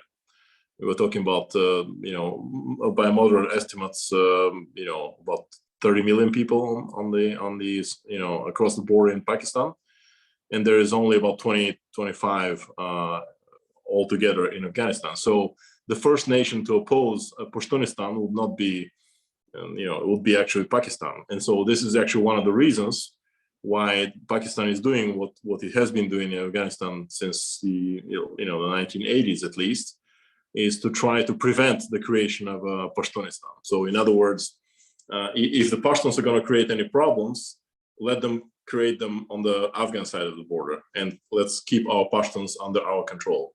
Okay, so so ultimately you'd have to cut out a huge piece of the mountainous region up in Pakistan. I don't think that's Pakistan will be very happy.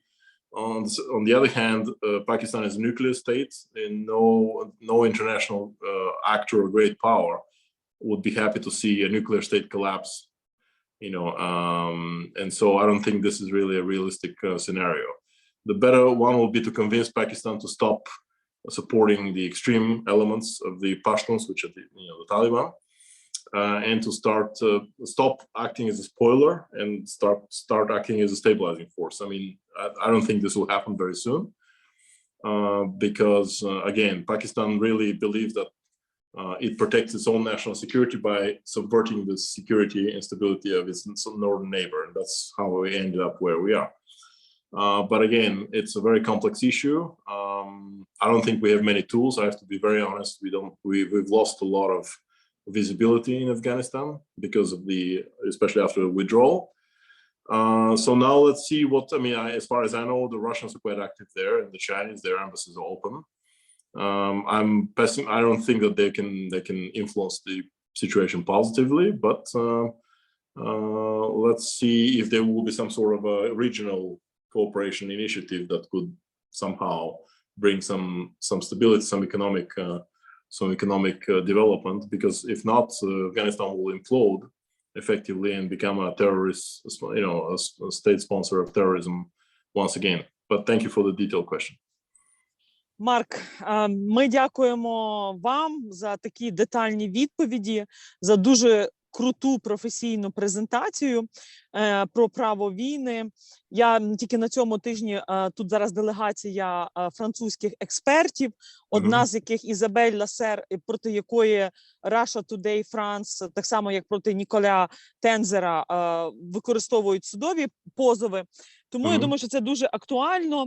Ну і останнє питання теж, тому що наші студенти, учасники молодіжної моделі НАТО, вони будуть не лише представляти Україну, а будуть брати участь як делегати всіх країн-членів НАТО, парламентарів в рамках цієї моделі НАТО. Ось, тому дуже корисно було це почути. Ну, насправді, студенти, я думаю, що можемо поаплодувати, подякувати Марку за 2 години неймовірно цікавої. Марк, якщо можна, з вашого дозволу, залишити емейл ваш, тому що якщо багато було студентів, які можуть напряму, тут вже почали писати «дякуємо вам». Звісно, я б хотіла мати мрію, щоб студенти, так само як і ви, писали «дякую вам» всіма мовами, якими ви володієте, турецькою, арабською, розумієте, що там, італійська була ще, англійська, от, не тільки англійська, українська. Українська, російська, от, тобто арабська. Зараз вже ми бачимо подяки в чаті. От, насправді, дуже-дуже дякуємо, теж від нашого проєкту. Я думаю, що для студентів це було дуже корисно, ну і на майбутнє теж буде корисно це все довідатися. Ну, отож, мені було дуже приємно і дуже, і кожен раз, коли вам потрібен, я вам потрібен, я з задоволенням викладав знову і приймав участь у ваших ініціатив. Домовилися, і тоді я думаю, що якщо 8 грудня ви будете в Києві, то ви зможете зайти, ми вам повідомимо, де це буде, чи в Верховній Раді, чи в Дипакадемії, і можна буде з деякими студентами поспілкуватися, ну, вживу, уже продовжити, як цей. З задоволенням, так. Так, тут я бачу вже багато турецькою народ пише. Так. Подяку. От молодці студенти. Чим більше мов знаєте, особливо таких не Європейського Союзу, а взагалі східних мов, китайська, так далі, це буде краще. От. Добре. Так, тоді дякуємо, гарного вечора. Данкі Шон, біте, бачу, вже пішла така змагання, хто більше мов знає. Все, гарного вечора. Дякуємо дуже. Все, до побачення. Та, щасливо, до побачення. До побачення. Побачення. До побачення.